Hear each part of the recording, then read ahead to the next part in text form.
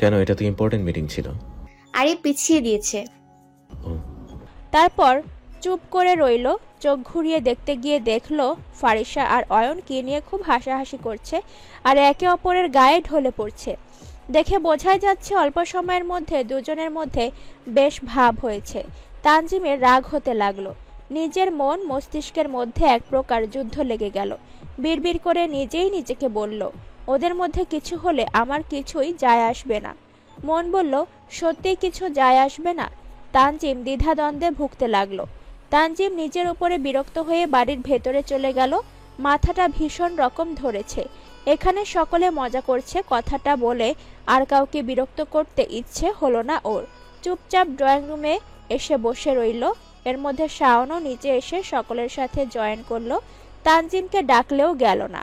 ফারিসা বাদশার ভেতরে এসেছিল রান্নার কিছু সরঞ্জাম নিতে। তানজিম বলল, 1 কাপ চা অথবা কফি বানিয়ে দাও তো। ফারিসা মুখ ভেঙচি কেটে বলল, পারবো না। আমাকে কি চাকর মনে হয়? তানজিম এবার আর নিজেকে আর নিজের রাগকে কন্ট্রোল করতে পারল না। ত্বরিতগতিতে তেড়ে এসে দেয়ালের সাথে ওর দুবাহু চেপে ধরে দাঁতে দাঁত চেপে বলল, আমার সাথে কি শত্রুতা তোমার? আমার সাথে সবসময় এমন করো কেন? আমি কি একটু ভালো ব্যবহার ডিজার্ভ করি না? সবার সাথে তো দেখি ভালো, আমার সাথে এমন করো কেন? তানজিমের হঠাৎ এমন ব্যবহার ফারিসার হজম করতে কষ্ট হলো। যেখানে তানজিম কখনো কোনো কারণ বা সুযোগ থাকলেও স্পর্শ করেনি, ওই সেদিন শুধু ওর পা মচকে যাওয়া স্পর্শ করেছিল, তাছাড়াও কখনো স্পর্শ করেনি, একটা নিরাপদ ডিস্টেন্সে থাকতো। অথচ আজ এটা কি করছে? তানজিম জাস্ট ওর বাহু ধরেছে, তবুও ওর অস্বস্তি হচ্ছে। ভয়ে আমতা আমতা করে বলল, দূরে সরুন। তানজিমের হুঁশ আসলো, সরে দাঁড়ায় বলল, সরি, আসলে আমার মাইন্ড ডিস্টার্ব হয়ে আছে, সেজন্য আর কি। ফারিসার ভয়ে মুখ দিয়ে আর কথা বের হলো না, শুধু মাথা নাড়ল। তানজিম আর ওখানে দাঁড়ালো না, গাড়ি নিয়ে বের হয়ে গেল। তারপর চোখের পলকে স্রোতের ন্যায় সময় বয়ে গেল। শাহাদাত শাওন চলে গেল। ফারিসা কাঁদল না, মন দিয়ে পড়াশোনা করতে লাগলো। তানজিমের নিজের অনুভূতি বুঝতে সময় লেগেছিল। এমন কিছু হয়ে যাবে ও বুঝতে পারেনি। সেদিনের পর আর ফারিসার সামনে না আসার চেষ্টা করে। মনটা ছটফট করে এক পলক দেখার জন্য। মাঝে মধ্যে নিজেকে দমাতে না পেরে দূর থেকে দেখে আসে। নিজের প্রণয়ের কথা কাউকে বলতে পারছে না, আর না পারছে ভুলে থাকতে। তখন ফারিসার পরীক্ষার প্রথম দিন। বাবা, ভাই, ফুপি, ইরা দিয়ে গেল, কিন্তু ওর অজান্তেই ওর চোখ দুটো তানজিমকে খুঁজতে লাগলো, কিন্তু পেল না। পাবে কিভাবে? বান্দা তো কাজের চাপে খুলনা থেকে আসতেই পারেনি, যদিও সর্বোচ্চ চেষ্টা করেছিল, কিন্তু আসতে পারেনি। ফারিসা পরীক্ষাটা তানজিমদের বাসায় থেকে দিচ্ছে। ওদের দেখা হলো তখন ফারিসার 4 পরীক্ষা শেষ। তানজিম কেবলই বাড়ি ফিরে সোফায় বসেছে। ফারিসা ওখানেই ছিল। বলল, আপনি এতদিন কোথায় ছিলেন? তানজিমের কপালে চিন্তার ভাঁজ পড়ল। বলল, কেন? জানেন না আমার পরীক্ষা? তানজিম ব্যাপারটা বুঝতে পেরে মনে মনে খুশি হয়ে বলল, জানি তো। আপনি আমার পরীক্ষা হলে দিয়ে আসলেন না? তানজিম বাজিয়ে দেখার জন্য বলল, আমি তো তোমার বিশেষ কেউ নই যে তোমাকে পরীক্ষার হলে না দিয়ে আসলে তোমার মন খারাপ হবে। বরং তুমি মনে করো আমি তোমার শত্রু। কি যে বলেন! আপনি আমার ফুফাতো ভাই, একটু দিয়ে এসে সাহস দিলে কি হতো? ভাই বলায় তানজিমের মাথায় দপ করে আগুন ধরে গেল। এতগুলো দিন গেল, কখনো ভাই বলে সম্মানটুকু দিল না, আর এখন এসব ওর অনুভূতি জানতে পারলো, তখন উনি বনগিরি করতে আসছে। আশ্চর্য! তানজিম রাগে কথা বলতে পারল না। দ্রুত পায়ে জায়গা থেকে প্রস্থান করলো। যাওয়ার সময় চিৎকার দিয়ে আলতাকে বলে গেল, আম্মু আমার জন্য কফি বানিয়ে দাও, মাথাটা ধরেছে। ইদানিং পল্লবীর শরীরটা ভালো যাচ্ছে না, দিন দিন শুকিয়ে যাচ্ছে। আলতা ওকে কোনো কাজ করতে দেয় না। ডক্টরের কাছে নিয়ে গিয়েছিল, টেস্টও করিয়েছে, রিপোর্ট দিবে আজ। তার উপরও খেয়াল করেছে তানজিমও আজকাল মেজাজ খিটখিটে থাকে, অযথা রাগ দেখায়। অথচ আগে ছেলেটা ঠান্ডা মেজাজে থাকতো, সহজে রাগ করতো না। এসবের চিন্তায় আলতারও ভালো লাগে না। এটা নিয়ে ছেলের সাথে খোলামেলা কথা বলাও হয় না ব্যস্ততার জন্য। তাই ভাবলো আজ শুনবে কি হয়েছে ওর। কফি নিয়ে রুমে গেল। তানজিম ফ্রেশ হয়ে ভেজা মাথায় শুয়েছে। তানজিমের এমন অগোছালো ভাবে আলতা অবাক হলো না। বিগত কয়েক মাস ধরে এমনটা হচ্ছে সয়ে গেছে। আলতা ওর মাথা মুছে দিতে দিতে আদুরে কণ্ঠে বলল, আব্বু কি হয়েছে তো, মন খারাপ? কিছু হয়নি আম্মু, একটু ক্লান্ত। তুই কি কাউকে ভালোবাসিস? তানজিমের মনে ভয় জমলো। চোখ খুলে আলতার দিকে তাকিয়ে বলল, হঠাৎ এমন কথা জিজ্ঞেস করছো? বয়স হচ্ছে তোর, দেখছি মন মেজাজ ভালো থাকে না। বিয়ে করলে মন মেজাজ ফুরফুরে থাকবে। আলতার মজা তানজিমের ভালো লাগলো না, বলল, আম্মু এমন কিছুই, আমার বিয়ে করার সময় হলে বলবো, তোমার দায়িত্ব তাকে আমার কাছে এনে দেয়া। মেয়েটা কে? ভালোবাসা তাকে? মেয়েটাকে এখন না বলি। সেও তোমাকে ভালোবাসে? জানি না। তমসা আচ্ছন্ন মেঘলা অন্তরিক্ষ, ঝড়ো হাওয়ার পর ঝুমঝুমিয়ে বৃষ্টি নামলো। পল্লবী ঔষধের ডোজে ঘুমে আচ্ছন্ন হয়ে আছে। আলতা রিপোর্ট আনতে গেছিল। পল্লবীর রক্তে ক্লাস্টার কম, ডায়াবেটিস ধরা পড়েছে। তাছাড়া মাঝার হাড় ক্ষয় হয়ে গেছে। অতিরিক্ত চিন্তার কারণে সারাক্ষণই প্রেশার হাই হয়ে থাকে। এমন চলতে থাকলে পল্লবীকে আর বাঁচানো যাবে না বলে জানিয়ে দিয়েছে ডক্টর। এসব শুনে আলতার মনে ভয় জন্মালো। এই সংসারে আসার পর থেকে পল্লবী একজন মায়ের মতো ওকে আগলে রেখেছে। ভুল হলে শুধরে দিয়েছে। তার ছেলে মেয়ে দুটোকে নিজের ছেলে মেয়ের মতো মানুষ করেছে। যার সাথে আলতা সব কথা মন খুলে বলতে পারে। এক সংসারে থাকতে গেলে টোকাটুকি লেগেই থাকে, কিন্তু ওদের রাগ অভিমান বেশিক্ষণ থাকে না, কখনো মিলে যায়। বৃষ্টি আসার আগেই আলতা বাড়ি এসে পৌঁছালো। সাথে তানজিমও গিয়েছিল। এসব শুনে ওর মাথাও ঠিক নেই। ফারিসা সোফায় বসে বিস্কিট দিয়ে চা খাচ্ছিল। ওদের আসতে দেখে উঠে দাঁড়িয়ে বলল, বড়মার কি হয়েছে ফুপি, সব ঠিক আছে তো? আলতা উত্তর দিল, না, ওর ভীষণ কান্না পাচ্ছে। ছেলে মেয়েদের সামনে কাঁদতে চায় না বলে দ্রুততা প্রস্থান করলো।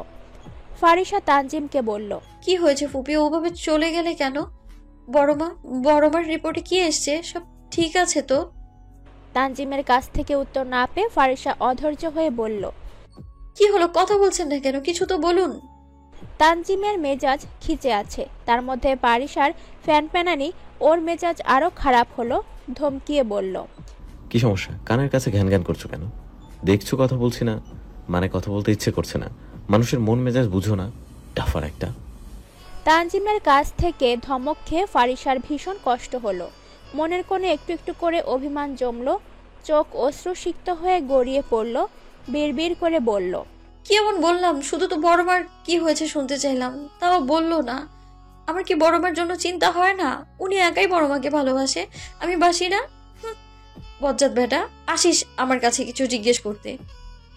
চা বিস্কিট ওভাবে পড়ে রইল। চলে গেল আলতার কাছে। আলতা তখন রান্না করছিল। ফারিসাকে আসতে দেখে তাড়াহুড়ো করে চোখের পানি মুছে স্বাভাবিক হওয়ার চেষ্টা করলো, কিন্তু ফারিসার কাছে ঠিক ধরা পড়ে গেল। ফুপি, তুমি কান্না কেন করছো? বড়মার কি হয়েছে? বড় অসুখ হয়েছে? ফারিসা কথা বলতে বলতে গলা ধরে আসলো। আলতা ফারিসাকে জড়িয়ে ধরে চাপা কান্না করলো। পল্লবীর অসুখ সম্পর্কেও জানালো। দেখো, বড়মার কিচ্ছু হবে না, বড়মা একদম সুস্থ হয়ে যাবে। মানুষটা আমাদের সবার জন্য কত করে বলতো, সবার সব দিক খেয়াল রাখে, অথচ মানুষটা নিজের খেয়ালই রাখে না, ঠিক মতো খায় না। তুমি কেঁদো না ফুপি, আমার খুব কষ্ট হয়। দেখো, বড়মার কিচ্ছু হবে না, একদম সুস্থ হয়ে যাবে বড়মা। তাই যেন হয় রে। তারপর পল্লবীকে সকলে মিলে দেখাশোনা করতে লাগলো। পল্লবী আলতাকে কোনো কাজ করতে দেয় না। ফারিসাও পল্লবীকে যথেষ্ট সময় দেয়। তানজিম সময় পেলেই বড়মার সাথে গল্প করে, দেখাশোনা করে। বাইরে থাকলে বারবার ফোন দিয়ে জিজ্ঞাসা করে ঠিকমতো ওষুধ খেয়েছে কিনা। এমন একদিন সকালবেলা, ফারিসার আজ পরীক্ষা শেষ। তানজিম পল্লবীর পাশে বসে আছে। দুজনে চা খাচ্ছে আর গল্প করছে। এমন সময় পল্লবী বলল, বিয়ে শাদী কি করবি না ভেবে রেখেছিস, নাকি মায়ের মরণের অপেক্ষা করছিস তোর বউকে দেখাবি না বলে? আচমকা এমন কথায় তানজিম হতভম্ব হয়ে গেল। বলল, এসব কি কথা বলছো তুমি? জানো না তোমাকে কতটা ভালোবাসি? তাহলে বিয়ে কর, তোর বউটা দেখেই মরি। পল্লবী বারবার মরার কথা বলায় তানজিম রেগে গিয়ে বলল, কি শুরু করেছো? মরা মরা কি এসব? মানুষ জন্ম নেয় ভালোবাসা, শূন্যতা, আফসোস, মরণের জন্য। বড় মা চুপ করো তো, আমার এসব কথা শুনতে ভালো লাগছে না। ফারিসা এসে উপস্থিত হলো, পরীক্ষা দেওয়ার জন্য বের হচ্ছে, তাই পল্লবীকে বলতে এসেছে। সেদিন ধমকের পর আর ভুলেও ফারিসা তানজিমের সাথে উপজে কথা বলতে যায়নি। তানজিম বললে উত্তর দেয়নি। বড় মা আসছি। খেয়েছিস কিছু? হ্যাঁ। একা যাবি? আলতা তো আজ সকাল সকাল কলেজে চলে গেছে। ড্রাইভার আছে তো। তানজিম যা তো ওর সাথে। তানজিম এতক্ষণ ফারিসার দিকেই তাকিয়েছিল। সেদিন এই মেয়েটাকেও বিশ্রী বলেছিল, অথচ আজ সাদা কলেজ ড্রেস পরা, দুপাশে বেনুনি করা মেয়েটাকে কি সুন্দর অপসরী লাগছে। তানজিম কিছু বলার আগেই ফারিসা বলল, না না, উনি কখন গোছাবে আর কখন আমায় দিয়ে আসবে? এমনিতে এতটা পথ। বড়মা 5 মিনিট দাঁড়াতে বলো, 5 মিনিট দাঁড়ালে মহাভারত অশুদ্ধ হয়ে যাবে না। তানজিম চলে গেল গোছাতে। ফারিসা বিরক্ত মুখে দাঁড়িয়ে রইল। পল্লবী বলল, কি হয়েছে তোদের? আবার ঝগড়া করেছিস নাকি? ফারিসা ফুঁসে উঠে বলল, কেন, আমি সবসময় ঝগড়া করি, তোমার গুণধর ছেলে করে না বুঝি? ঝগড়ার সব সময় আমারই কেন দোষ হবে? উনি কি ন্যাকা শিশু? ও বাবা হয়েছে হয়েছে, আর পরীক্ষা দিতে যাওয়ার আগে মাথা গরম করতে হবে না। ফারিসা মন খারাপ করে নরম সুরে বলল, আমি কি খারাপ? তোমরা শুধু আমাকেই বলো আমি ঝগড়া করি। ওই লোকটা তো শুধু শুধু আমাকে বকে, আমি কিছু বললেই লোকটা এসে আরো কথা শুনিয়ে দেয়। আর তোমরা শুধু আমাকেই বলো আমি নাকি ঝগড়া করি। আচ্ছা বাবা, ভুল হয়েছে, আমি তানজিমকে আচ্ছা করে বকে দিব, মন খারাপ করিস না মা। আকাশে খণ্ড খণ্ড মেঘের ভেলা, সূর্য মামার রোদে চারদিক ঝলমল করছে। ফারিসা গাড়ির কাঁচ ভেদ করে বাইরের পরিবেশ দেখছে। গাড়িতে এসি দেওয়া, তার দরুন জানালা খুলতে দিচ্ছে না তানজিম, কিন্তু ফারিসা কোনো প্রত্যুত্তর করল না, চুপচাপ মেনে নিল। তানজিম বলল, আমার উপর রেগে আছো? কারণটা কি জানতে পারি? ফারিসা উত্তর দিল না, মুখভঙ্গি এমন করে রেখেছে যেন ও শুনতেই পায়নি। তানজিম এক পলক ফারিসাকে দেখে গাড়ি চালানোয় মন দিয়ে বলল, রাজকন্যারা একটা কথা জানে না, যারা কাছের বা প্রিয় মানুষ তাদের উপরে রাগ করে কথা শোনায়। এটা মনে ধরে থাকলে রাগ কমবে না, উল্টো বাড়বে। আমি কোনো রাজকন্যা নই, আমি সাধারণ মানুষ। আর আমি কারো প্রিয় বা কাছের মানুষ নই যে তার সকল রাগ আমার উপর ছাড়বে। আমার রাগ সম্পর্কে কারোই ধারণা নেই, এমনকি আমার মায়েরও না। তোমাকে জাস্ট একটা ধমক দিয়েছি, তাই তোমার এই অবস্থা। তো দিবেন কেন? কারণ ছাড়া আমার উপর কেন ধমকে কথা বলবেন? বড় মা কি শুধু আপনার? আপনিই একা বড় মাকে ভালোবাসেন, আর কেউ বাসে না? আর কদিন পরে চলে যাব, তখন দেখবো কার সাথে এমন করেন। তানজিম আচমকা ব্রেক কষলো, ফারিসার দিকে তাকালো। ফারিসা পিটপিট করে ওর দিকেই তাকিয়ে আছে, ব্যাপারটা বোঝার চেষ্টা করছে। কোথায় যাবে? কেন? কে কোথায় যাবে? মাত্রই না বললে কদিন পর চলে যাবে, তখন কার সাথে এমন করি দেখবে? তুমি এখানে না থাকলে দেখবে কি করে? ফুপিকে ভিডিও করে রেখে দিতে বলবো। তানজিম আবারও গাড়ি চালাতে শুরু করলো। ফারিসা নিজে নিজেই বলল, শুনেন, আমার তো ফুটবলে সিলেকশন হবে, তখন সবাইকে ছেড়ে থাকতে আমার ভীষণ কষ্ট হবে। আজই তো পরীক্ষা শেষ, ম্যাম ফোন দিয়ে জানিয়ে দিবে আমায় কখন কোথায় কবে যেতে হবে। আপনি আমায় মিস করবেন? তানজিম উত্তর দিতে পারল না, নিজের মতো চুপচাপ গাড়ি চালাতে লাগলো। ফারিসাও আর কিছু বলল না। ওর মনটা খারাপ হয়ে যায় যখন ভাবে এই কাছের মানুষগুলোকে ছেড়ে দূরে চলে যাবে। এই তো কিছুদিন আগেই সবার সাথে দেখা হলো, কত স্মৃতি, কত ভালোবাসা চোখের প্রেক্ষাপটে হাজির হলো। অল্প সময়ে কিছু মানুষ আমাদের প্রিয় হয়ে যায়, মায়ায় পড়ে যায়, আবার হুট করে হারিয়ে যায়, আর এই মায়া কাটাতে সারা জীবন চলে যায়। তানজিম ফারিসাকে কলেজে দিয়ে গেল, আর কোনো কথা বলেনি। তারপর সে নিরুদ্দেশ হয়ে গেল। কোথায় যে গেল কেউ বলতে পারল না। ফোনটাও অফ। সন্ধ্যায় চারদিকে আধার নেমে এসেছে। ভূপৃষ্ঠে বাড়িতে আলতা, পল্লবী, ফারিসা টেনশন করছে। রবিন ব্যবসার কাজে সবসময় বাসার বাইরেই থাকে বলা যায়। আলতা বলল, তুই বসে আছিস কেন? লাবণ্য ম্যাডামের কাছে ফোন দিয়েছিলি? না, পরে দিব। পরে না, এখন দে। তানজিমের জন্য টেনশন করতে হবে না, ও ঠিক ফিরে আসবে। এমন কত করেছে, আমি সয়ে গেছি। আলতা কথাগুলো স্বাভাবিকভাবে বললেও মন মানল না। ছেলে বাইরে থাকলে ছেলেকে নিয়ে সবসময় দুশ্চিন্তা তাড়া করে বেড়ায়।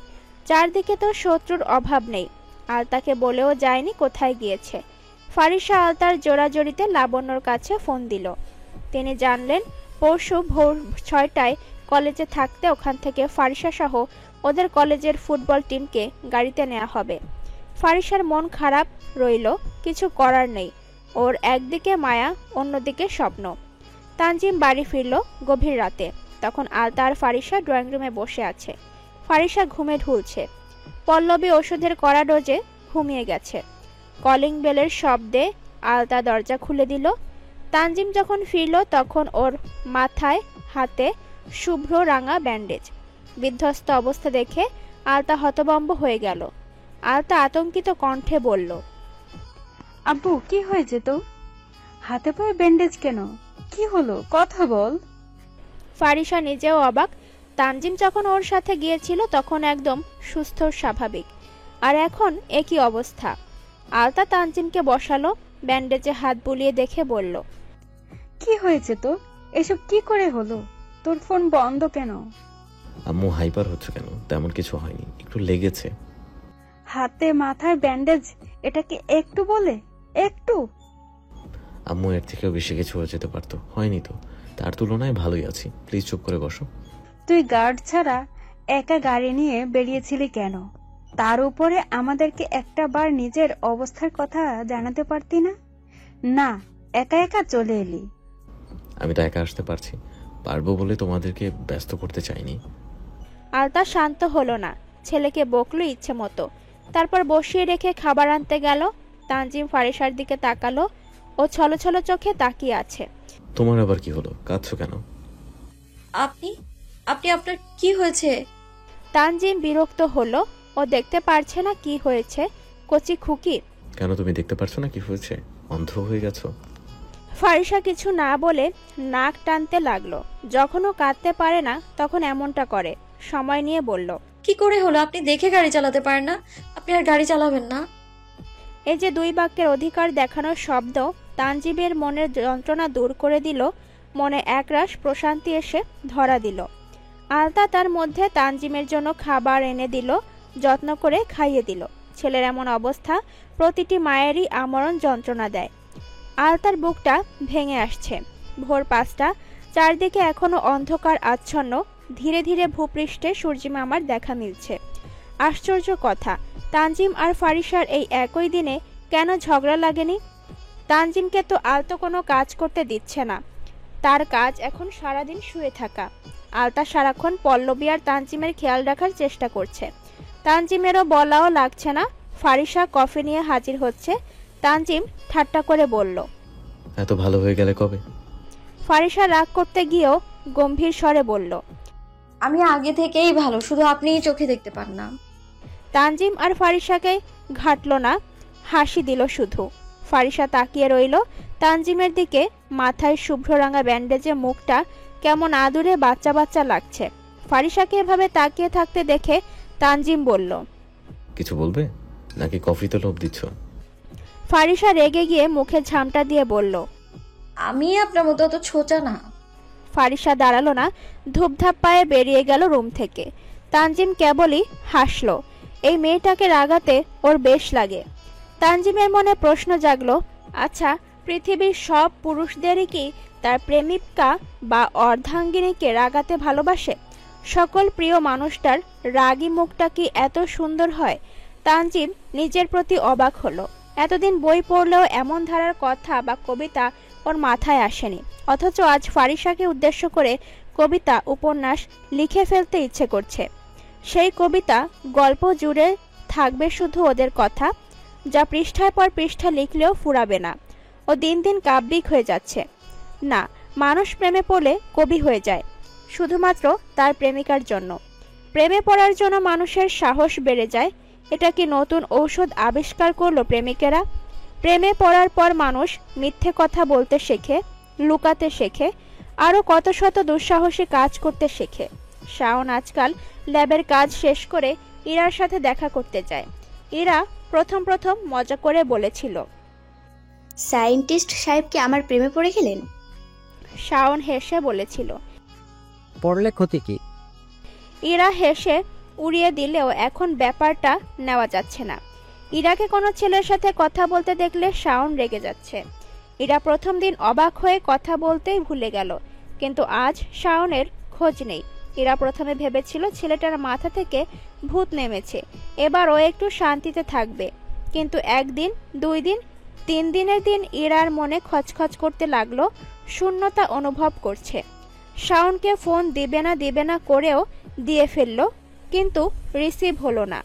অনেকবার দেওয়ার পরও যখন রিসিভ হলো না, তখন ইরা নিজেই রাগ করে আর ফোন দিল না। শাওন কোথায়? শাওন যে খালিদের কাছ থেকে ফয়সাল করিমের সকল অন্যায়ের প্রমাণ নিয়েছে, সেটার কাজেই ব্যস্ত। শাহাদাত ছেলেকে এসব কাজ থেকে দূরে থাকতে বললেও শাওন সে কথা শোনেনি। শাহাদাত আমজাদকে লুকিয়ে নিজের কাজ করে যাচ্ছে। আলতার এত কাজ করতে দেখে ফারিসা বলেই ফেলল,